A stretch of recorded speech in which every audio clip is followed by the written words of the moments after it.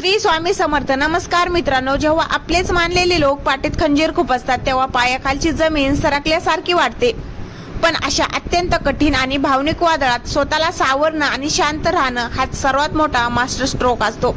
जेव्हा समोरच्याला वाटतं असतं की तुम्ही आता पूर्णपणे कोलमडून जाल, रडाल किंवा त्यांच्याशी जाहीर भांडण कराल, नेमकी तिथेच तुम्हाला तुमची रणनीती बदलायची असते. तुमचा राग, तुमचा अकांत किंवा तुमच्या डोळ्यातील पाणी हे समोरच्यासाठी विजयाचे लक्षण ठरते. म्हणूनच तुमची पहिली प्रतिक्रिया पूर्ण शांतता असायला हवी.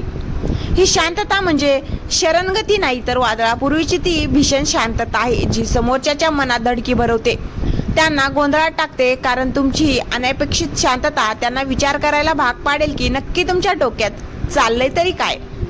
या शांततेच्या पडद्याआड राहून तुम्हाला अत्यंत हुशारीने आणि प्रॅक्टिकल होऊन परिस्थितीचे निरीक्षण करायचे आहे.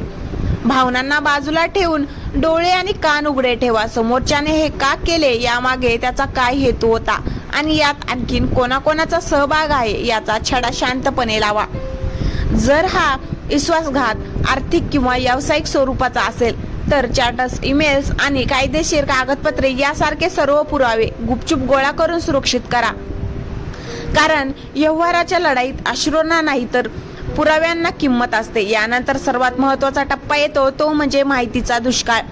विश्वासघात करणाऱ्या लोकांसाठी तुमच्या आयुष्याचे दरवाजे कायमचे बंद करा. तुमच्या आयुष्यात काय चाललेलं आहे, तुमची पुढची चाल काय असणार आहे याबद्दल त्यांना काडीचीही माहिती मिळता कामा नये. जर त्यांच्याशी रोज भेटणे किंवा बोलणे अपरिहार्य असेल तर वरवर अगदी सामान्य वागा. हो ला हो म्हणा, पण मनातून त्यांच्याशी असलेले सर्व संबंध आणि भावनिक धागे कायमचे तोडून टाका.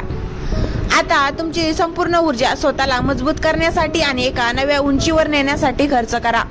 विश्वासघाताने मिळालेल्या जखमांना तुमची ताकद बनवा. तुमच्या करिअरवर, तुमच्या आरोग्यावर आणि तुमच्या ध्येयावर इतके प्रचंड लक्ष केंद्रित करा की तुमचे यश समोरच्यासाठी सर्वात मोठे सनसनीत उत्तर ठरेल. ज्या लोकांनी तुम्हाला संपवण्याचा किंवा मागे खेचण्याचा प्रयत्न केला त्यांना तुमच्या अफाट आणि उत्तुंग यशापेक्षा मोठी शिक्षा दुसरी कोणतीच असू शकत नाही.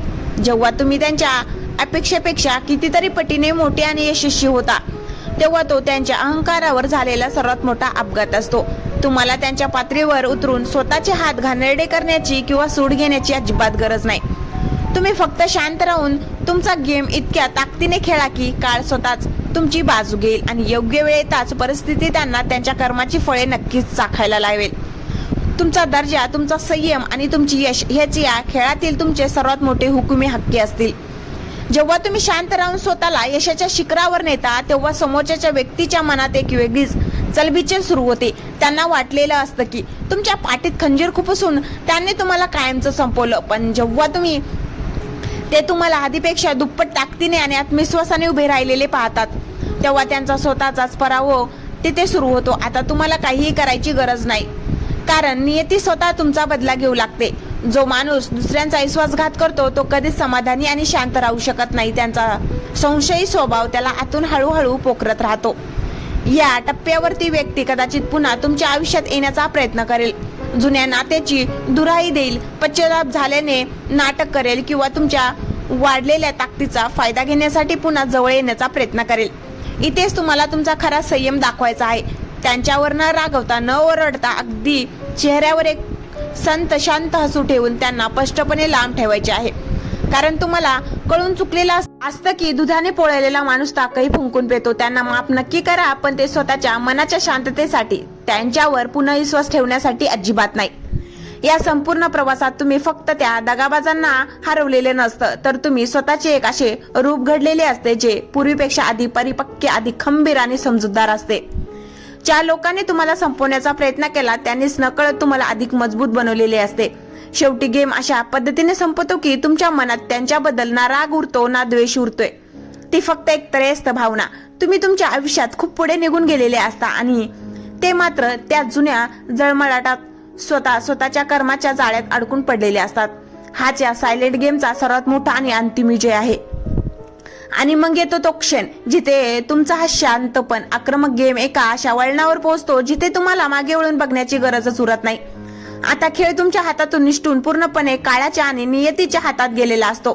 विश्वासघात करणाऱ्या त्या लोकांना वाटतं असतं की त्यांनी योग्य वेळी योग्य चाल खेळून तुम्हाला हरवलं, पण त्यांना हे माहिती नसतं की तुम्ही तो डाव सोडून स्वतःचं एक नवीन साम्राज्य उभं करायला निघून गेला आहात. ज्या जखमा त्यांनी तुमच्या पाठीवर केल्या होत्या त्या आता तुमच्या अनुभवाची आणि ताकदीचे कवच बनलेले असतात. आता तुम्हाला कोणाला काही सिद्ध करून दाखवण्याची किंवा कोणाचा सूड घेण्याची किंचितही इच्छा उरत नाही. कारण तुमचा आत्मसन्मान आणि तुमची उंची एवढी वाढलेली असते की तिथून ती माणसं आणि त्यांच्या त्या कोत्या मनोवृत्तीच्या चाली अत्यंत खुज्या आणि शुद्र वाटू लागतात. या प्रवासाचा शेवटचा अंक हा तुमच्या मनाच्या संपूर्ण स्वातंत्र्याचा असतो. एक काळ असा होता जेव्हा त्या लोकांच्या वागण्याने तुमच्या रात्रीची झोप उडाली होती. पण आज परिस्थिती अशी असते की तुमचं वाढतं यश, तुमची शांतता आणि तुमची प्रगती बघून त्यांची झोप उडालेली असते. ते दररोज तुमच्यावर लक्ष ठेवून असतात. सोशल मीडियावर तुमची यश निहाळत असतात आणि आतल्या आत जळत असतात. हाच त्यांचा सर्वात मोठा जिवंत पराभव असतो की ते तुम्हाला उद्ध्वस्त करायला निघाले होते आणि तुम्ही त्यांच्याच डोळ्यात देखील आणखीन जास्त उजळून निघालात. तुमच्या चेहऱ्यावरचं ते एक शांत आणि समाधानी हसू त्यांच्या संपूर्ण अस्तित्वाला खिळखिळ करून टाकतं. शेवटी हा गेम जिंकण्याचा अर्थ हा नाही की तुम्ही त्यांना संपवलं. हा गेम जिंकण्याचा खरा अर्थ आहे की तुम्ही स्वतःला शोधला आणि पुन्हा नव्याने घडवलं. ज्यांनी पाठीत खंजीर खुपसला त्यांनी नकळतपणे तुमच्यातील एका अशा युद्धाला जन्म दिला जो आता कोणत्याही वादळाला तोंड द्यायला समर्थ आहे. तुम्ही या खेळातून इतके परिपक्व होऊन बाहेर पडता की भविष्यात पुन्हा कधीही कोणी तुमच्या विश्वासाला तडा जाऊ शकणार नाही. ती दगाबाज माणसं स्वतःच्याच कर्माच्या दलदलीत पश्चातापाच्या आगीत वर पडत एकाच जागेवर सडत राहतात आणि तुम्ही मात्र पंख पसरून एका नव्या उंच आणि स्वच्छ आकाशात भरारी घेण्यासाठी मुक्त झालेले असता. खेळ संपलेला असतो आणि पडदा पडताना जिंकणारा फक्त आणि फक्त तुमचा संयम असतो. आतापर्यंत तुम्ही ज्यांना तुमचे शत्रू समजत होता ते आता तुमचे शत्रू राहिलेच नाहीत. कारण त्यांची लायकी तुमच्या शत्रूच्या यादीत बसण्या इतकीही उरलेली नसते. ते तुमच्यासाठी फक्त एक भूतकाळ बनून राहिलेले असतात. तुमची मानसिक पातळी इतकी उंचावलेली असते की ज्या लोकांच्या दगाबाजीमुळे एकेकाळी तुमचं काळीज पेटून निघालं होतं आज त्याच लोकांकडे बघून तुम्हाला राग नाही तर फक्त आणि फक्त कीव येते. त्यांची ती छोटी विचारसरणी, त्यांच्या त्या लहान चाली आणि त्याच त्या कुजलेले मन पाहून तुम्हाला जाणीव होते की नियतीने तुम्हाला त्या दलदलीतून बाहेर काढून खरं तर तुमच्यावर खूप मोठा उपकार केला आहे. जर त्यांनी तो विश्वासघात केला नसता तर कदाचित तुम्ही आजही त्याच नालायक लोकांच्या घोळक्यात स्वतःला गुंतून ठेवला असतं आणि तुमची खरी ताकद तुम्हाला कधीच समजली नसती. हा खेळ जेव्हा त्यांच्या सर्वोच्च बिंदूवर पोहोचतो तेव्हा एका कमालीची गोष्ट घडते. ज्या समाजाने, ज्या नातेवाईकांनी किंवा ज्या मित्रांनी कधी काळी त्या दगाबाजांच्या खोट्या गोष्टीवर विश्वास ठेवून तुम्हाला चुकीचं ठरवलं होतं किंवा तुमच्याकडे संशयाने पाहिलं होतं तोच समाज आज तुमच्या यशाच्या आणि कर्तृत्वाच्या प्रकाशाने दिपून जातो. लोकांना शब्दांनी काही सांगायची गरजच उरत नाही कारण तुमची आजची परिस्थिती, तुमची श्रीमंती, भावनिक, मानसिक आणि आर्थिक आणि तुमची समाजातील पथी ओरडून ओरडून सत्य काय आहे ते सांगत असते. ज्यांनी तुमच्यावर चिक्कलफेक केली होती तेच लोक आज तुमच्याशी संबंध जोडण्यासाठी आणि तुमच्या बाजूला उभे राहून फोटो काढण्यासाठी धडपडत असतात. पण या संपूर्ण प्रवासात तुम्ही जे कमवलेलं असतं ते म्हणजे एक अभेद्य माइंडसेट, अनस्टॉपेबल माइंड्स. आता तुम्हाला जगातील कोणतीही माणसाची, कोणत्याही फसवणुकीची भीती उरलेली नसते. तुम्ही स्वतःचे साम्राज्य स्वतःच्या जीवावर उभे केलेले असते जिथे दुसऱ्या कोणाचे असण्याने किंवा नसण्याने तुमच्या अस्तित्वाला काहीच फरक पडत नाही. तुम्ही जेव्हा आरशात स्वतःला बघता तेव्हा तुम्हाला एक असा माणूस दिसतो जो तुटला होता, ज्याला रडवलं गेलं होतं, ज्याचा गेम केला गेला होता पण तो थांबला नाही. त्याने शांत राहून पूर्ण डावच उलटून लावला. विश्वासघात करणाऱ्या त्या पळपुट्या लोकांची नाव इतिहासाच्या पानात कुठेतरी विसरली जातात आणि तुम्ही मात्र स्वतःच्या आयुष्याचे एक राजे म्हणून ताटमानेने जगू लागता. हाच तो शेवट आहे जिथे खेळ संपतो आणि तुमचं एक नवीन निर्भय पर्व सुरू होतं. आणि शेवटी या साऱ्या नाट्याचा पडदा पडतो तो एका अशा अद्भुत शांततेने जिथे फक्त आणि फक्त तुमचा विजय सुवर्ण अक्षराने लिहिले गेलेला असतो.